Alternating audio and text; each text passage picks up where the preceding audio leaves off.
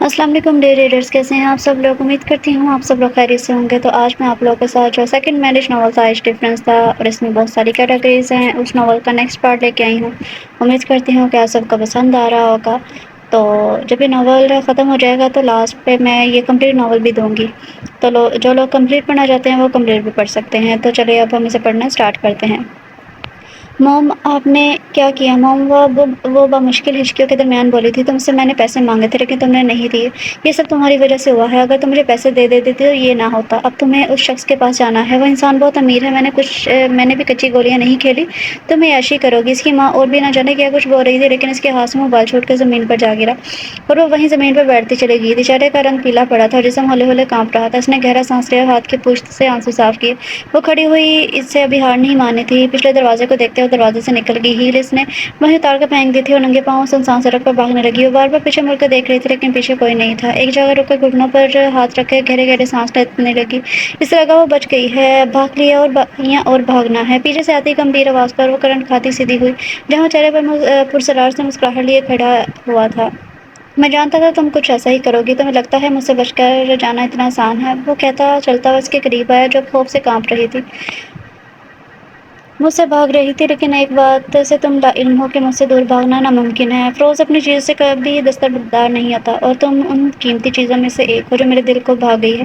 مجھ سے اب تم بھاگ نہیں سکتی۔ افروز نے سر میری سے کہتے اسے پکڑتے اپنے کندھے پر ڈالا تو وہ پڑپڑانے لگی تھی۔ چھوڑو مجھے تمہارے ساتھ کہیں نہیں جانا۔ وہ اپنے ہاتھ سے اس کی پشت پر مکے برسا رہی تھی، لیکن افروز کو اس سے فرق نہیں پڑ رہا تھا۔ وہ چلتا ہوا اپنی گاڑی کے پاس پہنچا جہاں اس کے آدمی سر جھکائے کھڑے تھے۔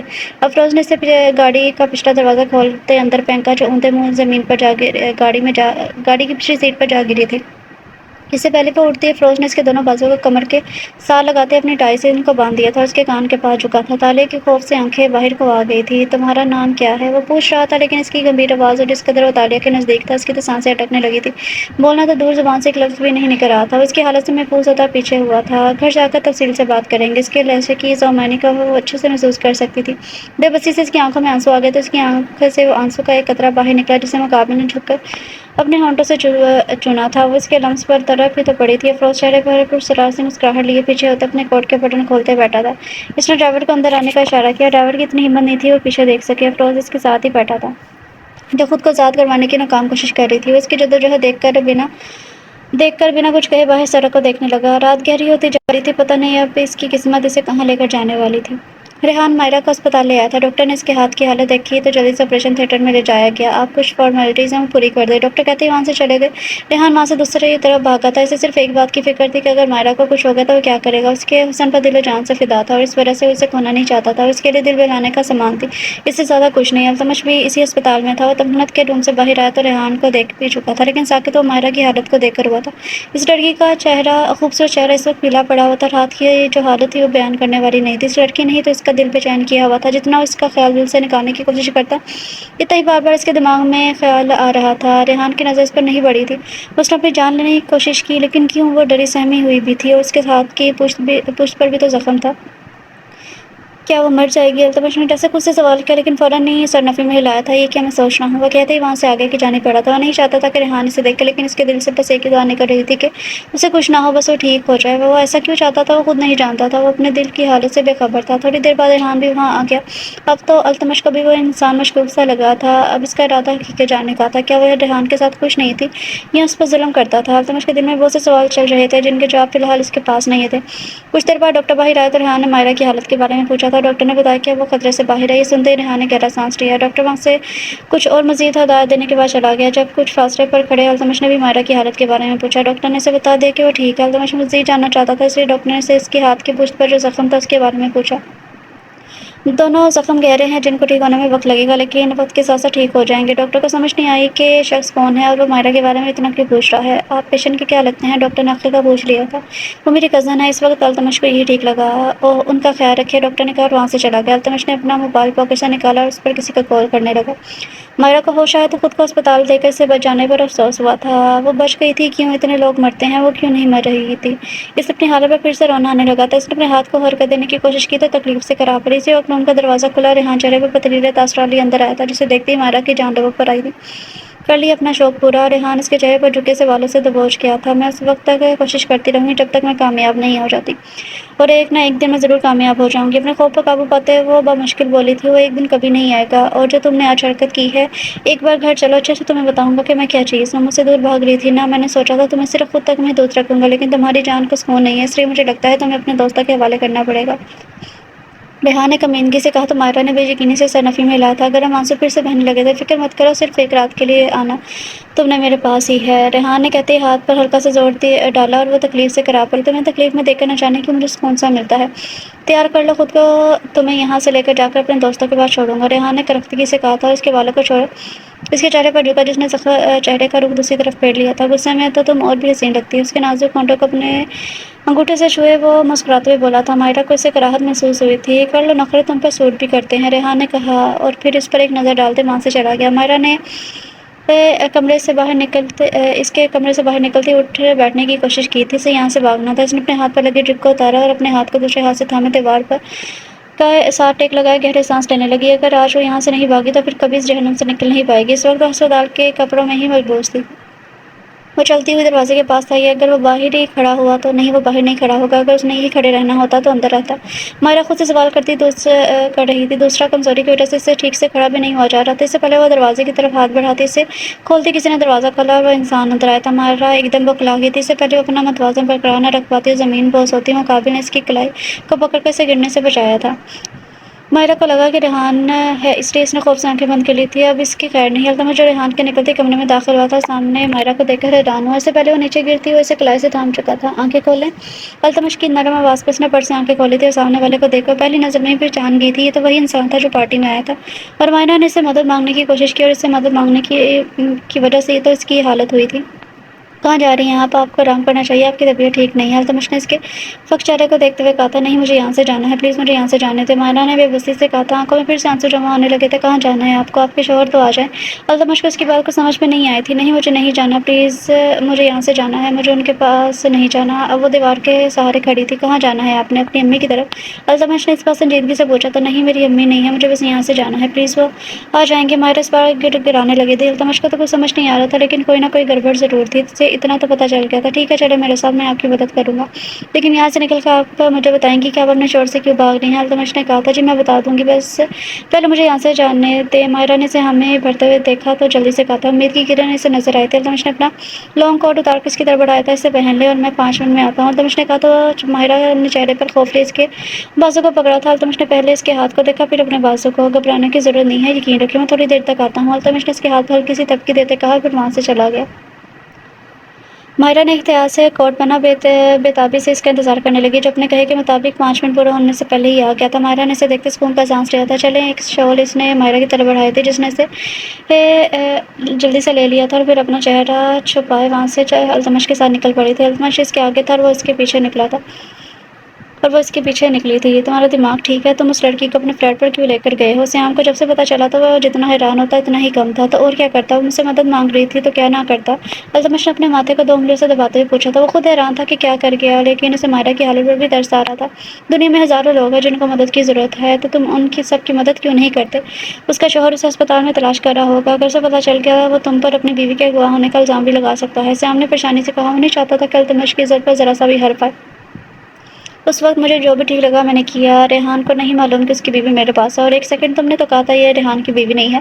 التمش نے یاد آنے پر ایک آبرو اچکاتے پوچھا تھا۔ میرے بھائی، میں کوئی نجومی نہیں ہوں، میں نے صرف ایک اندازہ لگایا تھا، اور اندازے کی بنا پر ہم کچھ نہیں کر سکتے، اس بارے میں بعد میں بات کرتے ہیں۔ میں کچھ سوچتا ہوں، تم ایسا کرو، اسپتال جاؤ، مجھے ایک ضروری کام نپٹانا ہے۔ التمش نے فی الحال بات کو ختم کرنا چاہا تھا۔ سیام نے اس بات میں سر ہلا دیا۔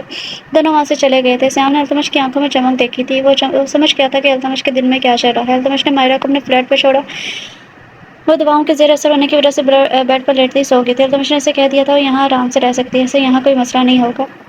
یہاں سے دور ہونے کی سوچ نے اسے پرسکون کر دیا تھا۔ نہ جانے کہ اس کا دل کہہ رہا تھا کہ وہ التمش پر بھروسہ کر سکتی ہے، اس لیے اس نے اس پر بھروسہ کیا تھا کہ وہی ہونا تھا جو قسمت میں لکھا ہوا تھا۔ دوسری جانب ریحان نے جب مائرہ کو کمرے میں نہ دیکھا تو اس نے پورا ہسپتال کو سر پر اٹھا لیا تھا کہ اس کی بیوی غائب ہے۔ چونکہ التمش نے پکا کام کیا تھا، اس لیے وہ مائرہ کے بارے میں معلوم نہیں کر پایا۔ ریحان تو پاگل ہی ہو گیا تھا، وہ مائرہ کو کسی بھی حال میں کھونا نہیں چاہتا تھا، اسے ہمیشہ اپنے پاس قید رکھنا چاہتا تھا۔ ابھی تک اس کا مائرہ سے دل نہیں بھرا تھا۔ تم جہاں پر کہیں بھی ہو یا دنیا کے کسی بھی کونے میں چھپ جاؤ، میں تمہیں ڈھونڈ نکالوں گا۔ ریحان نے غصے سے کھولتے ہوئے خود سے کہا۔ مائرہ کی حرکت پر اسے بہت غصہ آیا تھا اور یقیناً جب بھی اسے مائرہ نے ملنا تھا اس کا ارادہ اس کی جان لینے کا تھا۔ افروز تالیہ کو اپنے محل میں لے آیا تھا۔ دیکھنے میں تو یہ محل ہی لگتا تھا، رات میں بھی اندر دیکھ کر ایسا لگ رہا تھا کہ رات ہو گئی ہے۔ ہر طرف ملازم اپنے کاموں میں مصروف تھے، ایسا لگ رہا تھا جیسے یہ محل کچھ عرصے سے بند تھا، وہ جلدی جلدی سے صاف کرنے لگے ہوئے تھے۔ افروز نے تالیہ کو کندھے پر ڈالا اور اسے لیے گھر میں داخل ہوا۔ ملازمین میں سے کسی کی اتنی ہمت نہیں تھی اپنے باس کی طرف یا تالیہ کی طرف دیکھ سکے۔ سب نے ایک طرح کا ہی لباس پہنا ہوا تھا۔ تالیہ کے ہاتھ ابھی بندھے ہوئے تھے اور وہ چیخنے کے ساتھ ساتھ پیر بھی چلا رہی تھی، لیکن افسوس کسی بھی چیز کی پرواہ کیے بغیر سب نے کمرے کے ساتھ والے کمرے میں لاتے ہوئے اس نے تالیہ کو بیڈ پر پھینکا جو اندھے منہ جا گری تھی۔ افروز نے آگے بڑھتے اس کے ہاتھوں کو اپنی ٹائی کی گرفت سے آزاد کیا تو جنگلی بلی کی طرح اس پر چپٹی تھی۔ آپ کی ہمت کیسے ہوئی مجھے ہاتھ لگانے کی؟ تالیہ نے اس کی گریبان کو پکڑتے چیختے ہوئے کہا تھا۔ افروز نے اس کی دونوں کلائی کو پکڑا خود کی طرف کھینچا جو اس کے چوڑے سینے سے آ لگی تھی۔ تم جانتی ہو تمہاری ماں نے مجھ سے کتنے پیسے لیے ہیں؟ پہلے مجھے لگا 1 کروڑ بہت زیادہ ہے، لیکن تمہیں دیکھنے کے بعد مجھے لگتا ہے 1 کروڑ تو بہت کم ہے تمہارے آگے۔ تم تو میری ساری جائیداد تمہارے سامنے تو میری ساری جائیداد کسی کام کی نہیں۔ افروز کے گہرے لہجے میں اتنے بڑے انکشاف پر تالیہ کی آنکھیں بے یقینی سے پھیلی اور کتنا کچھ اسے پتہ چلنا باقی تھا۔ افروز نے محسوس کیا تالیہ کا جسم ڈھیلا ہوا تھا اور آنکھوں میں نمکین پانی جمع ہونے لگا۔ افروز بتا نہیں سکتا تھا کہ یہ منظر اسے اس وقت کس قدر حسین لگ رہا تھا، شاید ہی ایسا کوئی اس نے منظر دیکھا ہو جو اس منظر کو مات دے سکے۔ رونا نہیں ہے، آج تک اس نے اپنی انگلی کی پور سے آنسو چنا تھا۔ کیوں اپنی لالچی ماں کے لیے اپنے قیمتی آنسو ضائع کر رہی ہو؟ ان کو سنبھال کے رکھو۔ سچ کہہ رہا ہوں، یہ آنسو تمہارا بہت بڑا ہتھیار ہے، کوئی بھی ان انمول موتیوں کے آگے پگھل سکتا ہے۔ تالیہ کو اپنا دماغ معاف ہوتا ہوا محسوس ہوا تھا۔ افروز کی نظر بھٹکتے ہوئے اس کی شرٹ کے کھلے ہوئے بٹن پر پڑی جسے اس نے بنا کچھ کہے بند کیا تھا۔ تالیہ نے اس کے بازو چھوڑ دیے جو نیچے کو ٹلک گئے تھے۔ وہ افروز کے سہارے کھڑی تھی، اس نے انجان نظروں سے فیروز کو دیکھا تھا۔ اس سے پہلے وہ کچھ کہتا وہ اپنی بند ہوتی آنکھوں کے ساتھ اس کے سینے سے سر ٹکائے ہوش و حواس سے بیگانہ ہو گئی۔ افروز نے اسے کمر سے تھاما اور گرنے سے بچایا تھا، لیکن اس وقت وہ کسی گہری سوچ میں غرق ہو چکا تھا۔ اگلے دن تمکنت واپس حویلی آ گئی تھی۔ بڑی ماں تو اس کے پاس ہی بیٹھی ہوئی تھی، بشریٰ بیگم بھی اسے دیکھ کر خوش تھی۔ تمکنت کے حویلی آنے پر بڑی ماں نے شکرانے کے نوافل ادا کیے تھے۔ شکر تھا کہ زیادہ نقصان نہیں ہوا تھا، لیکن اس کے پیر کو ٹھیک ہونے میں وقت لگنا تھا، اسے چلنے میں بھی پرابلم ہو رہی تھی۔ پیام نے بتا دیا کہ اس کا دوست احیان آ رہا ہے، اس لیے وہ آج حویلی سے نہیں جائے گا، لیکن احیان نے کال کر کے کہا کہ وہ کل آئے گا۔ اسے ایک ضروری کام سے جانا پڑا ہے۔ اب پیام کو غصہ آ رہا تھا، کمینہ ہے ایک نمبر کا، ایک بار میرے سامنے آئے۔ وہ جتنا حویلی سے دور رہنا چاہتا تھا اتنا ہی اسے یہیں رکنا پڑ رہا تھا۔ اسے پتہ چل گیا تھا کہ تمکنت واپس آ گئی ہے۔ اس نے اپنے کیے کے فیصلے پر بہت سوچ بچار کی، پھر اسے احساس ہوا کہ اسے تمکنت سے نکاح نہیں کرنا چاہیے تھا۔ اسے طلاق دے دے گا اور اسے ساری عمر اپنے ساتھ باندھ کر نہیں رکھ سکتا، نہ وہ اس کے قریب جانا چاہتا تھا۔ پوری رات اس بارے میں سوچتا رہا، اب اسے تمکنت سے بات کرنی تھی۔ ویسے بھی وہ اس سے نکاح نہیں کرنا چاہتی تھی، وہ اس کے قریب نہیں کیا تو طلاق کے بعد اگر وہ چاہے تو فوراً بھی نکاح کر سکتی ہے۔ جو بھی تھا، اگر وہ اس کی پہلی بات مان کر اسے چھوڑ سکتا تھا تو اب بھی ایسا کر سکتا تھا۔ اس لیے اس نے خود کو تیار کیا تاکہ وہ تمکنت سے بات کر سکے، لیکن آج نہیں کل۔ وہ اسے کل بات کرنا چاہتا تھا کیونکہ آج اس کا دل بہت بے چین تھا اور اداس ہو رہا تھا۔ ایسا نہ ہو اس کے سامنے جاتے ہی وہ اپنے کیے گئے فیصلے سے پیچھے ہٹ جائے۔ پیام گہرا سانس لیتے ہوئے حویلی میں داخل ہوا۔ جب سامنے اس کی نظر فیروزے پر پڑی جو زمین پر گری ہوئی تھی، سیام جو وہاں سے جانے والا تھا چلتا ہوا پیام کے پاس آیا۔ اپنی بیوی کو کہیں کہ مجھ سے دور رہے، برا تو میں پہلے سے سب کی نظروں میں بنا ہوا ہوں، لیکن یہ عورت مجھے آوارہ بھی بنا دے گی اور اس کی وجہ سے میں اپنے ماتھے پر ایک اور ٹیگ برداشت نہیں کر سکتا۔ سیام نے سنجیدگی سے کہا اور وہاں سے چلا گیا۔ پیام نے آگے بڑھتے فیروزے کو بازو سے پکڑ کر اٹھایا تھا، اس کے چہرے پر صاف لکھا تھا کہ وہ صفائی چاہتا ہے کہ سیام کیا بول کر گیا ہے۔ فیروزہ ایک دم گھبرا گئی تھی۔ پیام میں گرنے لگی تھی تو غلطی سے میں نے سیام کا بازو تھام لیا، لیکن اس نے زور سے جھٹک دیا جس کی وجہ سے میں زمین پر گر گئی۔ فیروزہ کے بتانے پر پیام خاموش نظروں سے اسے دیکھتا رہا، پھر کچھ پل بعد بولا تھا، کمرے میں جاؤ۔ وہ کہتے مردان خانے کی طرف بڑھ گیا تھا۔ فیروزہ نے اس کے جاتے ہی سکون کا سانس لیا تھا۔ سارا دن وہ تقریباً حویلی سے باہر گزار کر واپس آیا تھا اور رات کے پہر باہر گارڈن میں کھڑا تھا، چہرہ اوپر آسمان کی طرف تھا جبکہ ہاتھ اس نے دونوں پیچھے کمر پر باندھے ہوئے تھے۔ چہرہ کسی بھی تاثر سے پاک تھا۔ آسمان پر بادلوں کو دیکھ کر ایسا لگ رہا تھا جیسے بارش ہونے والی تھی، لیکن وہ کہیں اور ہی کھویا ہوا تھا۔ اسے کبھی بھی بارش اچھی نہیں لگی تھی۔ آسمان پر بادلوں کو دیکھ رہا تھا، ایسا لگ رہا تھا جیسے اس کا دل پھٹ جائے گا۔ وہ کتنا بے بس ہو رہا تھا، اس نے غلط کیا کیا، کہاں پر اس کی غلطی ہوئی کہ ہر ایک کی نظر میں وہ برا بن گیا۔ اتنے میں بارش شروع ہو گئی تھی، بارش کے شفاف قطرے اس کے چہرے پر گرتے سے بھگونے لگے تھے۔ اسے ابھی بھی پرواہ نہیں تھی۔ پیام مجھے آپ سے نکاح نہیں کرنا، آپ پلیز اس نکاح سے انکار کر دیں۔ دور کہیں سے اس دشمن جان کی آواز آئی تھی۔ اسے خود پتہ نہیں چلا کہ کب آنکھوں میں نمی تیرنے لگی تھی، لیکن شاید بارش نے اس کا برہم رکھ لیا تھا کہ کیوں پیام خان زادہ کا لہجہ زندگی میں پہلی بار لڑکھڑایا تھا۔ سامنے کھڑی ہستی کو کس قدر چاہتا تھا یہ تو شاید وہ بھی نہیں جانتی تھی۔ میں سیام کو پسند کرتی ہوں اور اسی سے شادی کرنا چاہتی ہوں۔ مجھے معلوم ہے آپ میری بات کو سمجھیں گے، مجھے محبت زبردستی نہیں کی جاتی۔ پہلے مجھے ایسا لگتا تھا کہ میں آپ سے محبت کرتی ہوں، لیکن میں غلط تھی۔ میں آپ سے نہیں، سیام سے محبت کرتی ہوں۔ آپ پلیز گھر والوں سے بات کریں، وہ تو آپ کی بات مان لیں گے نا۔ اور جیسے جیسے بول رہی تھی پیام کی حالت بدتر ہوتی جا رہی تھی۔ سامنے کھڑے مضبوط انسان کا دل پل بھر میں ٹوٹا تھا۔ اسے ایسا لگا جیسے اس کے دل کے کسی نے 100 ٹکڑے کر دیے ہوں، اور ہر ٹکڑے پر اتنی ہی تکلیف ہوئی ہو جیسے کسی نے اس کو خنجر سے کاٹ دیا ہو۔ سفید آنچل سے دور جاتا ہوا نظر آتا ہے۔ اس سے پہلے وہ اس کے پیچھے بھاگتا، اسے ایسا لگا کہیں دور سے کوئی پکار رہا ہے۔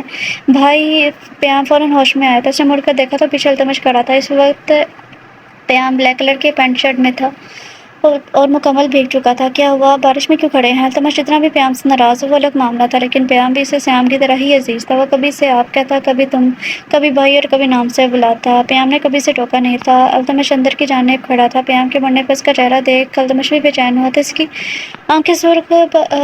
کی سرخ آنکھیں بارش سے اس کے آنسو چھپ گئے تھے۔ کیا وہ رو رہا تھا؟ التمش نے جیسے خود سے سوال کیا۔ پیام کو کچھ پل سمجھ نہیں آیا وہ کیا جواب دے، پر اس وقت کھڑا وہ کہاں پر ہوا ہے؟ بھائی! التمش بھی اب باہر آ گیا تھا، اس کے سامنے کھڑا ہوا۔ کیا ہوا؟ آپ کی طبیعت تو ٹھیک ہے؟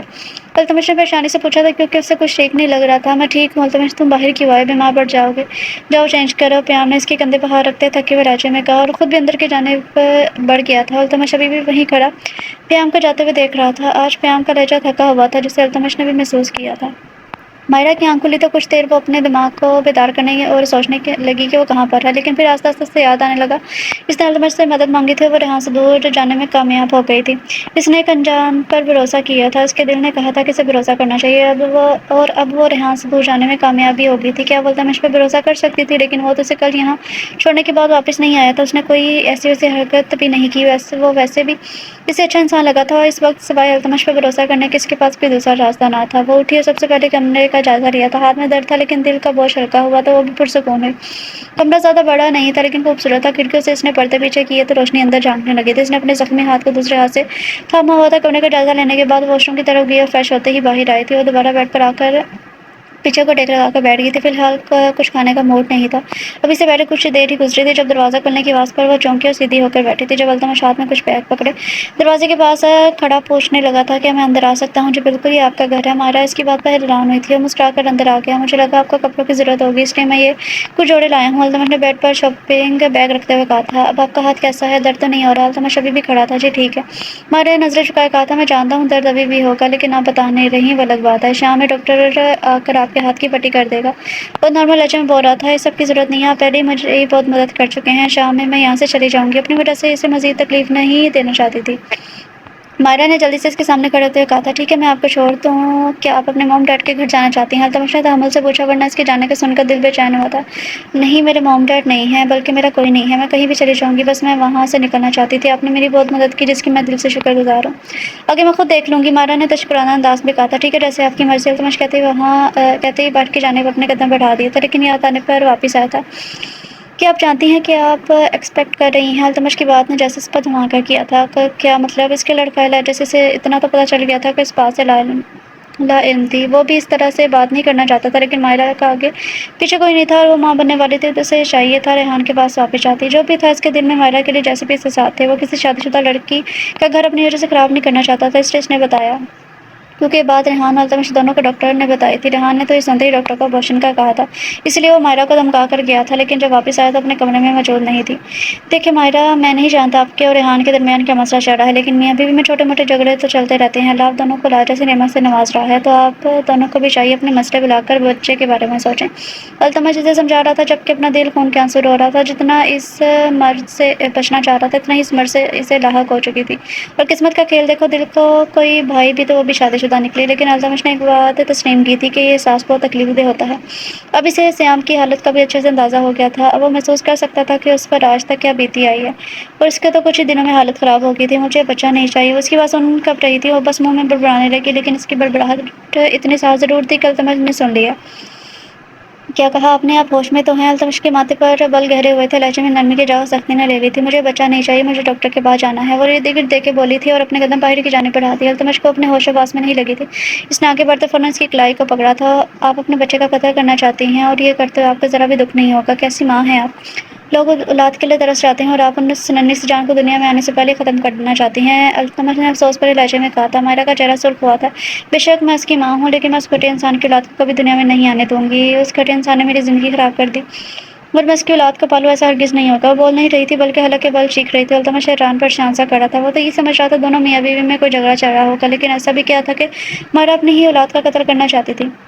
وہ تو بس یہاں سے نکلتے اسپتال جانا چاہتی تھی۔ جب اس نے دوبارہ اپنے قدم باہر کی جانب بڑھائے تو التمش نے اسے بازو سے پکڑ کر خود کی طرف کھینچا جو اس کے سینے سے لگتی ہوئی بچی تھی۔ وہ اس کے کان کے پاس جھکا تھا۔ میں آپ کو اسپتال بھی لے جاؤں گا، پہلے خود کو پرسکون کرے۔ اس کے گہرے لہجے پر وہ کچھ پل کے لیے سانس روک گئی تھی۔ گرم آنسو آنکھوں سے بہنے لگے تھے۔ ہاتھ میں بندھی پٹی پر بھی خون کے دھبے لگ چکے تھے۔ بے بسی سے وہ سر جھکائے رونے لگی۔ التمش اسے دیکھتے گہرا سانس لے لیا تھا۔ آج پیام خان زادہ خود تمنت کے کمرے میں سے بات کرنے آیا تھا۔ اس نے خود کو کافی حد تک سنبھال لیا تھا۔ ایسا لگتا تھا کہ وہ کمرے کا دروازہ نوکر اندر داخل ہوا جہاں تمنت پیچھے کو سر گرائے بیٹھی ہوئی تھی۔ ماتھے پہ پٹی موجود تھی، چہرہ مرجھا سا گیا تھا۔ اس وقت وہ اسے صدیوں کی بیمار لگی تھی۔ اس کے دل کو بے چینی نے آن گھیرا تھا۔ تمنت آواز پر چونکی اور بے یقینی کی کیفیت میں ایک تو وہ سامنے کھڑے مغرور شہزادے کو دیکھتی رہی تھی جو اس وقت ڈارک بلو کلر کی شلوار قمیض میں ملبوس ہمیشہ کی طرح وجیہہ لگ رہا تھا۔ اسے دیکھتے نہ جانے کہ تمنت کا کمبخت دل دھڑکنے لگتا تھا، اور اب بھی یہی ہوا تھا۔ اسے اپنے کمرے میں دیکھتے جتنا حیران ہوتی اتنا ہی کم تھا۔ طبیعت کیسی ہے اب تمہاری؟ پیام کا لہجہ اس وقت کسی بھی تاثر سے پاک تھا۔ ٹھیک ہوں میں، آہستگی سے کہتی وہ سر جھکا گئی تھی۔ میں تمہارا زیادہ وقت نہیں لوں گا، جو بات کرنے آیا ہوں وہ کر لیتا ہوں۔ مجھے لگتا ہے کہ میں نے تمہارے ساتھ زیادتی کی ہے۔ مجھے تم سے نکاح نہیں کرنا چاہیے تھا، اس لیے میں نے سوچا ہے کہ میں تمہیں طلاق دے دوں گا۔ ویسے بھی تم سیام کو پسند کرتی ہو یا جس سے بھی شادی کرنا چاہتی ہو کر سکتی ہو۔ میں بہت جلد تمہیں آزاد کر دوں گا۔ وہ کہتے ہی اپنی نظریں تمنت کے چہرے پر گاڑ گیا تھا۔ بات اس نے بنا اسے دیکھ کے کہی تھی۔ تمنت کی آنکھوں میں آنسو آ گئے تھے۔ کیا میری زندگی، میرا وجود آپ کے لیے اتنا بے مول ہے؟ جب چاہا زندگی میں شامل کر لیا اور جب چاہا اٹھا کر باہر پھینک دیا۔ اس کے لہجے میں موجود شکوے کو بخوبی پیام محسوس کر سکتا تھا۔ پہلے میں نے اپنی مرضی نہیں کی تھی تمنت، تمہاری بات مانی تھی جس کا افسوس مجھے پوری زندگی رہے گا، لیکن اب میں مزید ان سب میں بند کر نہیں رہنا چاہتا۔ تمہیں طلاق دیتے ہی میں یہاں سے چلا جاؤں گا۔ یہ کہتے ہوئے نظر چرا گیا تھا۔ آپ کا مقصد صرف مجھے تکلیف دینا ہے پیام، پہلے بھی آپ ایسا کر چکے ہیں، پہلے بھی مجھے تکلیف دیتے آئے ہیں۔ آپ یہاں سے چلے گئے اور اب بھی آپ یہی کر رہے ہیں۔ تمنت کی آنکھوں سے آنسو بہنے لگے تھے۔ وہ پہلے نکاح نہیں کرنا چاہتی تھی، لیکن جب ایک بار نکاح ہو گیا وہ یہ بھی نہیں چاہتی تھی کہ پیام سے طلاق دے۔ اسے اپنی قسمت پر رونا آ رہا تھا۔ تمہاری تکلیف؟ پیام نے اس کے قریب آیا تھا، اس کے چہرے پر جھکا، اس کی آنکھیں پھیلی تھی۔ اس نے دائیں جانب پر بیڈ پر ہاتھ رکھا تھا۔ تمہاری تکلیف اور جو میری تکلیف ہے وہ اس کا کیا تمنا؟ تمہاری وجہ سے میں اس حویلی سے گیا کیونکہ میں تمہیں کسی اور کے ساتھ دیکھ نہیں سکتا تھا۔ تمہاری بات مانی میں نے اور سب کو کہا کہ تم سیام سے شادی کرنا چاہتی ہو۔ اس سے زیادہ تم مجھ سے کیا چاہتی تھی؟ یہ سب میں نے کیا اور مجھے ہی قصوروار ٹھہرایا گیا۔ تمہاری وجہ سے میرے دونوں بھائی مجھ سے دور ہو گئے۔ میری اپنی ماں مجھ سے ناراض ہوئی، آغا جان کے علاوہ سب مجھ سے خفا ہوئے۔ وہ انسان تھا جس میں سب کی جان بستی تھی، اور جب یہ سب ناراض ہوئے تو جانتی ہو کتنی تکلیف پہنچی تھی، اور سب سے زیادہ تکلیف تمہارے انکار پر پہنچی تھی۔ میں مرد ہوں تو کیا مجھے تکلیف نہیں ہوتی؟ تم میری تکلیف کی وجہ ہو، اور جب اتنا سب کچھ میں نے تمہاری خوشی کے لیے کیا تو اب یہ آنسو، یہ رونا دھونا کیوں تمنت؟ کیا تم کوئی ایکٹریس ہو؟ کیسے کر لیتی ہو یہ سب؟ کیا چاہتی ہو؟ تنگ آ گیا ہوں میں ان سب چیزوں سے۔ دل میں بستی تھی تم میرے، اور تم نے میرے جذبات کو رون کر مجھے بکھیر دیا۔ اگر فروزہ نہ ہوتی تو اس وقت میں تمہارے سامنے نہ ہوتا، کب کا مر چکا ہوتا۔ میں نے تو سنا تھا کہ یہ صرف باتیں بنی ہیں، محبت میں لوگ مرتے نہیں ہیں۔ پھر میں کیوں موت کے اتنے قریب پہنچ گیا تھا؟ مجھے ایسا کیوں لگتا ہے جیسے میرا دل پھٹ جائے گا۔ وہ اس پر جھکا گمبھیر لہجے میں پہلی بار اسے اس طرح کھل کر بات کر رہا تھا، اور وہ اس کے پھر سے لگائے گئے الزام پر طرح پڑی تھی۔ پلیز میں مجھ پر دوبارہ الزام مت لگائے، میں نے کبھی اس رشتے کو ختم کرنا نہیں چاہا۔ آپ کیا کہہ رہے ہیں؟ مجھے کچھ سمجھ نہیں آ رہا۔ میں نے کچھ نہیں کیا، تمنت بے بسی سے کہتی اپنے ہاتھوں میں چہرہ چھپائے پھول پھول کر رونے لگی تھی، اور وہ گمسم سا اس پر جھکا اس کے آنسو کو دیکھ رہا تھا۔ کاش میں نے تم سے محبت نہ کی ہوتی تمنت۔ پیام کا لہجہ بھاری ہوا تھا۔ بہت کوشش کی میں نے تمہاری محبت سے آزاد ہونے کی، مجھے لگا میں کامیاب بھی ہو گیا ہوں، لیکن نہیں، اب مجھے پتہ چلا ہے کہ میں آج بھی وہیں کا وہیں کھڑا ہوں، میں آج بھی اسی منزل کا مسافر ہوں۔ کیوں کیا تم نے ایسا؟ اس کا چہرہ تھوڑی سے پکڑ کے اوپر کرتے اس نے نرم لہجے میں پوچھا تھا۔ شاید وہ تھک گیا تھا خود سے لڑ لڑ کر۔ آخر وہ چاہتی کیا تھی؟ پیام کو یہ بھی سمجھ نہیں آ رہا تھا۔ بھیگی ہوئی نظروں سے اسے تکنے لگی۔ جواب نہیں تھا شاید، جبکہ اس نے تو کچھ کیا ہی نہیں تھا تو جواب کیسے دیتی؟ تم کیا چاہتی ہو؟ کل تک فیصلہ کر کے مجھے بتا دینا، اس بار بھی تمہاری مانوں گا، چاہے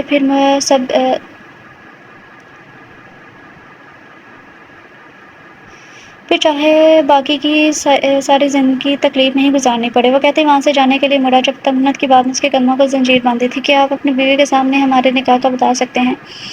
اگر تم یہی چاہتی ہو میں فروزہ کے سامنے ہمارے نکاح کا بتا دوں۔ وہ سانس لینے کو رکا تھا۔ مجھے مسئلہ نہیں ہے، تمہاری خاطر میں یہ بھی کر جاؤں گا، لیکن اس سے پہلے میرے ایک سوال کا جواب دے دو۔ کیا تم نے مجھے نہیں کہا تھا کہ میں اس رشتے سے انکار کر دوں؟ پیام کی بات پر اس کا سر خود بخود نفی میں ہل گیا تھا، آنکھوں سے آنسو لگاتار بہہ رہے تھے۔ یہ جھوٹا بیان، میں نے ایسا کچھ نہیں کہا آپ کو۔ وہ کہتے سسکی تھی، یہ تمہیں خدا کا واسطہ ہے کلپنا، پلیز رونا بند کرو۔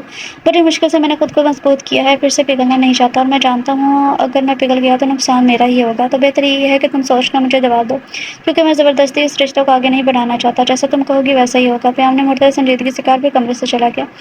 تمنا نے افسردگی سے دروازے کی طرف دیکھا تھا، لیکن رو وہ ابھی بھی رہی تھی۔ عمر بیٹا، آپ کو کتنی بار کہا ہے آپ میرے پاس کھڑے رہے ہیں، پھر بھی آپ کہاں چلے گئے تھے؟ آپ جانتے ہیں نا ماما کی آپ میں جان بستی ہے، اگر آپ کو کچھ ہو جاتا تو۔ مینا اس کا چہرہ ہاتھوں میں لیے اس کے چہرے پر بوسہ دیتے پریشانی سے بول رہی تھی۔ ایک سیکنڈ کے لیے تو اس کی جان نکل گئی کہ عمر نہ جانے کہاں چلا گیا ہے۔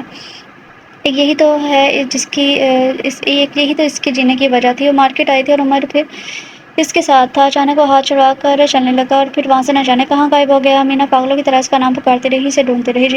جب عمر پیچھے سے اس کے سامنے آیا تھا، ماما میں تو آئس کریم لینے گیا تھا لیکن میرے پاس تو پیسے نہیں تھے، پھر مجھے آپ نہیں ملی تو میں نے رونے لگا، پھر وہ انکل مجھے ملے، انہوں نے میری مدد کی۔ عمر معصومی سے پیچھے کھڑے آدمی کی طرف اشارہ کرتے ہوئے بولا تھا۔ مینا نے اپنے آنسو صاف کیے اور کھڑے ہوئی تاکہ اس مہربان کا شکریہ ادا کر سکے، لیکن جیسے وہ مڑی مقابلے کو دیکھتے سے لگا جیسے دنیا تھم سی گئی ہو۔ جو بھی تھا، لیکن وہ توقع نہیں کر رہی تھی کہ وہ اس کے سامنے آئے گا۔ دوسری جانب تو شخص کی نظریں اس کے چہرے پر ٹھہر سی گئی تھی، اس کی بھیگی آنکھیں، خوبصورت مڑی ہوئی پلکیں جن کا وہ دیوانہ تھا، وہ لفظوں میں بیان نہیں کر سکتا تھا کہ اس وقت حد سے زیادہ مقابل کو خوبصورت لگی تھی۔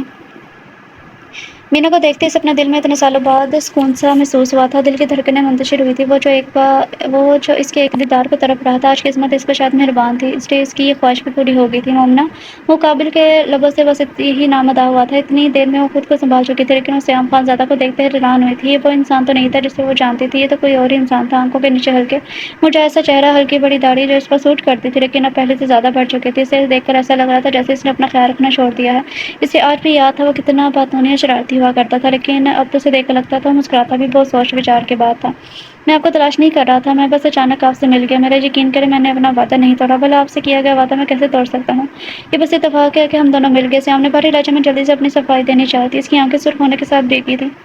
مومنا چلتی اس کے قریب آئی، یہ نمی اس سے چھپی نہیں تھی کہ اس کی حالت کی ذمہ دار وہ تھی۔ کتنا رویا تھا وہ، کتنا گڑگڑایا تھا میرے سامنے۔ میری خوشی آپ ہیں مومنا، اگر آپ مجھے نہیں ملی تو آپ کے بغیر اتنی جلدی مروں گا تو نہیں، لیکن آہستہ آہستہ زندگی کی خواہش ختم ہوتی جائے گی۔ آپ کے علاوہ کبھی کسی لڑکی کو اپنی زندگی میں شامل نہیں کروں گا اور کبھی آپ کو پریشان بھی نہیں کروں گا، لیکن پلیز میرے لیے کبھی اپنے دل میں نفرت مت لائیے گا۔ سیام خان زادہ وہ برداشت نہیں کر پائے گا۔ اس کے یہ الفاظ آج اسے یاد ہے۔ کیا حالت بنا لی ہے تم نے سیام؟ مومنا نے چہرے پر زبردستی کی مسکراہٹ لاتے ہوئے اس کی بات کو اگنور کرتے پوچھا تھا۔ زندہ ہوں یہی کافی نہیں ہے؟ سیام نے مومنا کا حسین مکھڑا دیکھتے ہوئے کہا تھا۔ نہ جانے دوبارہ ملنے کو قسمت اس موقع دے یا نہ دے۔ سیام تمہارے ہاتھ سے خون نکل رہا ہے۔ مومنا کی نظر جب اس کے ہاتھ سے نکلتے خون پر پڑی تو اس نے پریشانی سے کہا کہ یہ چھوٹا سا کٹ لگ گیا تھا لیکن میں ٹھیک ہوں۔ سیام نے اپنے ہاتھ کو جھڑکتے ہوئے کہا تھا، کیونکہ عمر جب گرنے لگا تھا تو اس نے گرنے سے بچایا۔ زمین پر ہاتھ رکھا، وہاں کانچ کا ٹکڑا پڑا تھا جو اس کے ہاتھ پر لگ گیا۔ نہیں، زخم زیادہ گہرا ہے تو میرے ساتھ چلو، میں پٹی کر دیتی ہوں، مومنا نے کہا تو سیام حوصلے سے ہنس پڑا تھا۔ آپ ایک غیر کو اپنے گھر آنے کا کہہ رہی ہیں، میں کچھ بھی کر سکتا ہوں، کسی پر اتنی جلدی بھروسہ نہیں کرنا چاہیے۔ سیام نے ارد گرد دیکھتے کہا تھا، مجھے خود سے زیادہ تم پر بھروسہ ہے سیام، تم کبھی ایسی ویسی کوئی حرکت نہیں کرو گے کہ جس کی وجہ سے مجھے شرمندہ ہونا پڑے۔ مومنا کے مضبوط لہجے پر اس کی چہرے پر مسکراہٹ آ گئی تھی۔ چلو میرے ساتھ۔ جب وہ خاموش رہا تو اسے کہتے آگے کی جانب بڑھ گئی تھی۔ عمر کو سیام نے گود میں اٹھا لیا تھا۔ وہ سیم اپنی ماں کی کاپی تھا، لیکن وہ نہیں جانتا تھا کہ آگے جا کے اسے ایک بہت بڑا جھٹکا لگنے والا ہے۔ اس کا ارادہ بس جلدی سے واپس آنے کا تھا۔ وہ ایک شادی شدہ لڑکی کی زندگی خراب نہیں کرنا چاہتا تھا، اور لڑکی بھی وہ جو اس کے دل کے قریب تھی۔ مومنا کو سب پیار سے مینا کہتے تھے۔ وہ سیام سے 2 سال بڑی تھی، اس لیے وہ اسے آپ کر کے ہی مخاطب کرتا تھا۔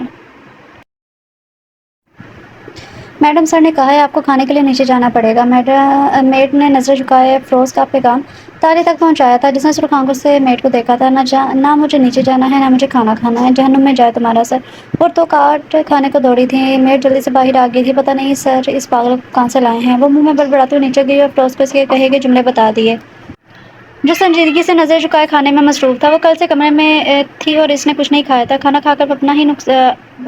نہ کھا کر وہ اپنا ہی نقصان کر رہی تھی، لیکن اس کم عقل کو کون سمجھائے۔ وہ چاہتی تھی کہ اس کی زندگی سکون سے گزرے، اور وہ یہ جاب بھی کرنا چاہتی تھی، لیکن اس کی زندگی اچانک اس طرح کی ہو جائے گی اس نے سوچا نہ تھا۔ فیروز اپنے ناشتے سے فارغ ہو کر اپنے قدم اس نے تالے کے کمرے کی طرف بڑھا دیے جو ابھی بھی بیڈ پر بیٹھی ہوئی تھی۔ ڈیئر، کیسی لگی آپ سب کو آج کی ایپیسوڈ؟ آج کے لیے اتنا ہی کافی ہے، تو ملتے ہیں کل نیو ایپیسوڈ کے ساتھ۔ تب تک اپنا خیال رکھیں، خوش رہیں، اللہ حافظ۔